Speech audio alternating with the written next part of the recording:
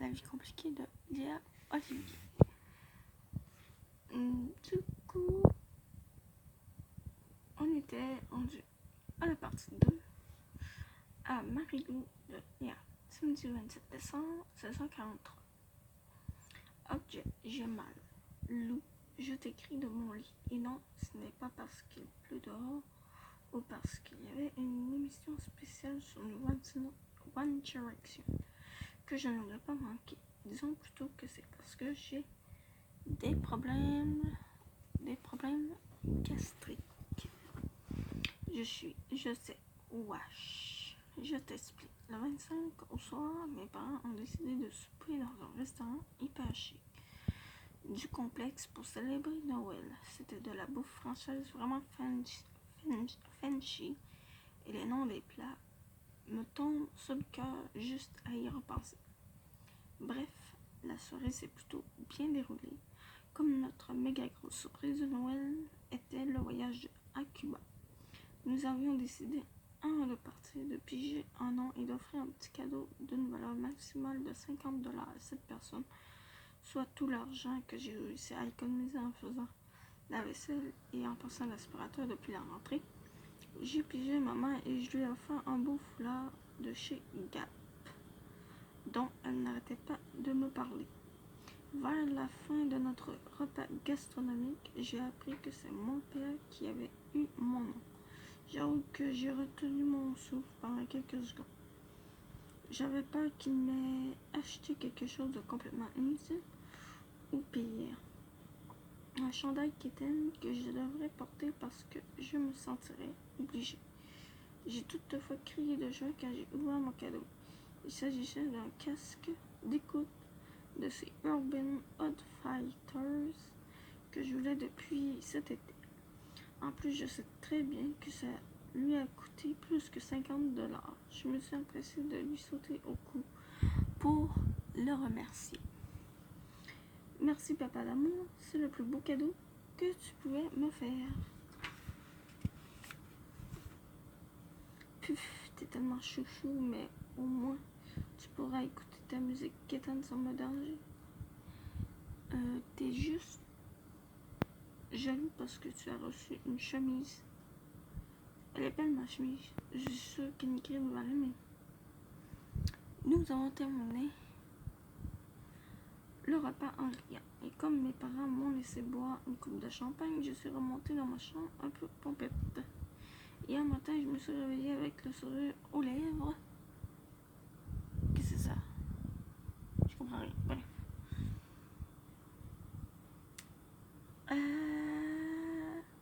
Puisque nous avons prévu de faire du cheval en famille sur la plage, Félix et moi sommes d'abord allés rejoindre mes parents au buffet pour le petit déjeuner et nous avons été surpris de voir ma mère qui attendait seule à une table. Moi, m'assoyant avec une assiette pleine de bouffe. Il est où, papa? Il ne se sent pas très bien ce matin. Il est resté couché. On va devoir se reprendre pour la balade à cheval. Moi, donner dessus à la poche. C'est ce qui arrive quand un homme d'âge mûr décide de boire une demi-bouteille de mousseux. Ton père est encore capable d'en prendre. Tu sauras, son problème n'est pas lié à ça. Il a la grippe? Non. Il a mal à la tête? Non. Il a la tourista? Maman aussi ça? Non. Ah ah, bingo, papa a la tourista. C'est quoi la tourista? C'est une façon fancy de dire qu'il a la gastro. Wesh. J'ai repoussé mes œufs bouillis et j'ai décidé d'aller m'étendre près de la piscine pour profiter du soleil. Il n'y avait pas un seul nuage dans le ciel. J'ai mis mes verres fumés pour admirer les lieux. Des gens s'amusaient avec leurs enfants dans la pataugeoire, tandis que des amoureux se bécotaient sur les balançoires. Ma grande surprise, je n'ai ressenti aucune pointe de jalousie en les observant. Je me sentais déjà comblée de me trouver dans ce coin de paradis. Félix et Ingrid sont venus me rejoindre une vingtaine de minutes plus tard. Hey, Souti, tu as l'air peaceful. Moi, les jurons, peaceful. T'as l'air zen. Ouais, regarde autour de toi, c'est difficile de ne pas l'être. Ingrid en embrassant Félix sur la joue. Tu as bien raison. Moi, en m'adressant à Félix et maman, elle prend soin de papa. Burke. Félix en embrassant Ingrid dans son tour, c'est ça l'amour. J'ai fait une grimace et j'ai détourné le regard. J'ai alors aperçu Megan qui accourait vers moi. Moi, entre mes dents. Oh non. Salut Léa, je t'ai cherché hier, mais je ne t'ai vu nulle part. Joyeux. Est-ce que ça te tente de faire des sports nautiques? N'oublie pas que nous avons gagné un super prix, puis qu'on va avoir bien du fun. Mais pourquoi se sont-elles à me répéter qu'on va avoir du fun? Pas aujourd'hui. Megan, c'est Noël. Puis ça, c'est la fête de Jésus. Et je suis sûre qu'il veut qu'on prenne ça relax. Mathias est alors venu s'asseoir à côté de moi. Oui, madame. Juste au moment où je m'apprêtais à abandonner complètement mon gibier. Remarque numéro 1, la gastro ne m'empêche pas de me surpasser. Côté métaphore, remarque numéro 2, tu as vraiment raison. Je n'ai pas à me battre avec un gars qui ne veut rien savoir de moi. Monsieur décide qu'il s'intéresse à mon existence. Moi, en rougissant, évidemment. Oh, salut Mathias. Megan en tendant la main à Mathias. Salut, moi c'est Megan. Je suis l'amie de Léa. Misère. Mathias l'a fait son plus beau sourire et j'ai remarqué que Megan rougissait. Wow, il a fait même de l'effet aux filles de 10 ans. Léa, tu venais te baigner? Moi, sans résister une seconde. Ok.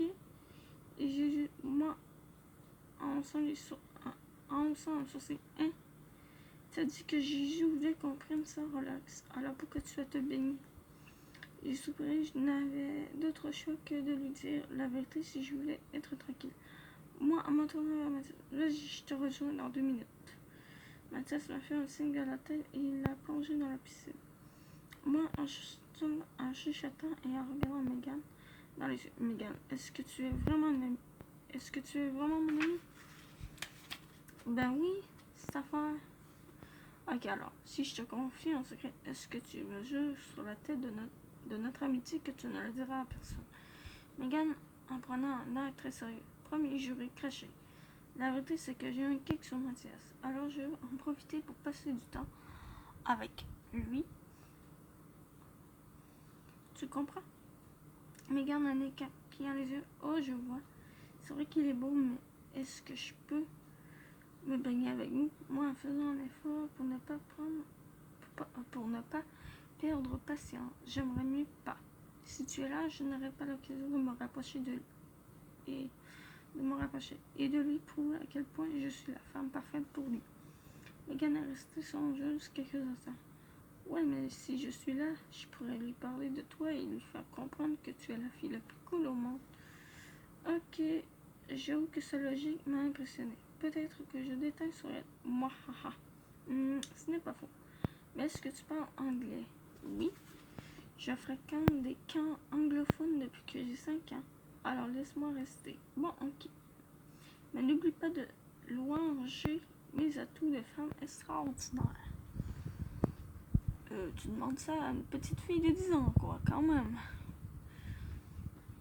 Megan et moi sommes donc allés rejoindre Mathias.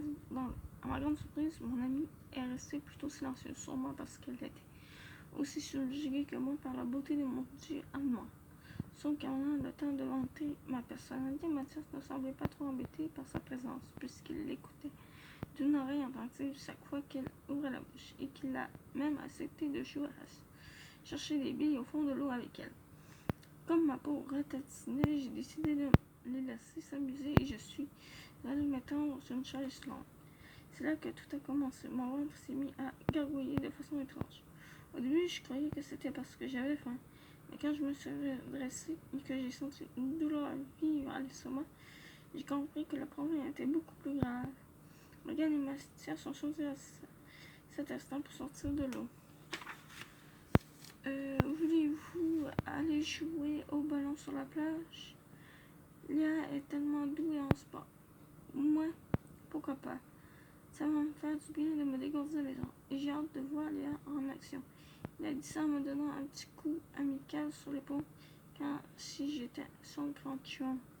Non seulement son geste m'a fait sentir comme si j'étais aussi sexy qu'un hippopotame, mais il a provoqué chez moi une vive envie de vomir. En haut cas, j'ai souri timidement. Megan se rapprocha de moi. Ça va, là? Tu es un peu verte. Je n'ai même pas eu le temps de lui répondre. J'ai mis une main devant ma bouche. J'ai pris mes jambes en mon cou et je me suis dirigée vers les toilettes les plus proches. Pas nécessairement d'en dire plus. Tu peux deviner la suite. Quand je suis revenue, Mathias et Megan étaient encore plantés devant la piscine, en m'observant avec des grands yeux. Are you okay? Est-ce que j'ai l'air d'être ok? Mon visage a un teint jaunâtre et je suis cernée jusqu'aux oreilles. Pas vraiment. Je vais aller me coucher. T'es malade? Ouais, je crois que mon père et moi avons attrapé un microbe hier soir.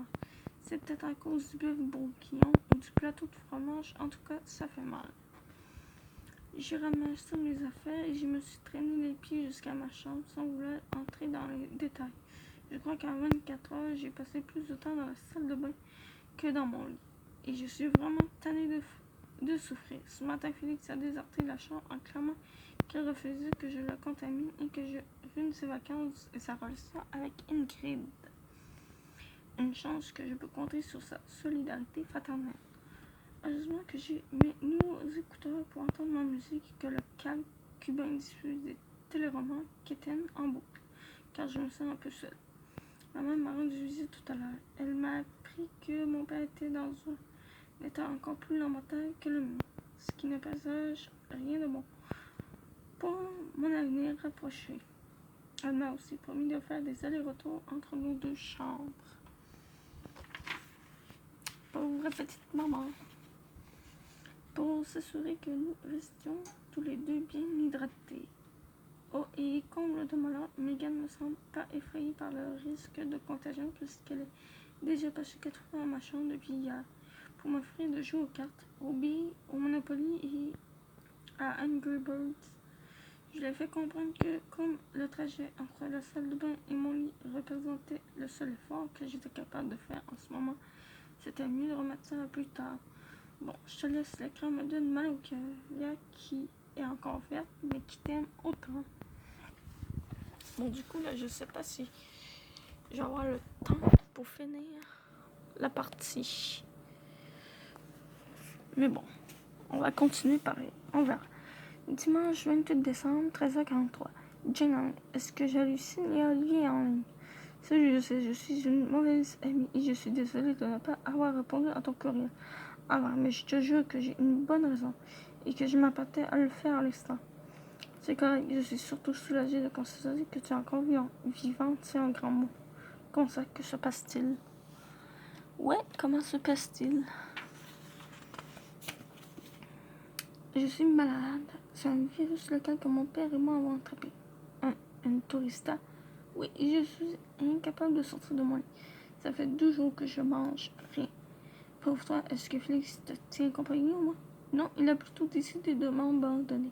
Comme ma mère et lui pètent le feu, ils ont décidé de faire chambre commune et m'ont refilé l'autre grand malade.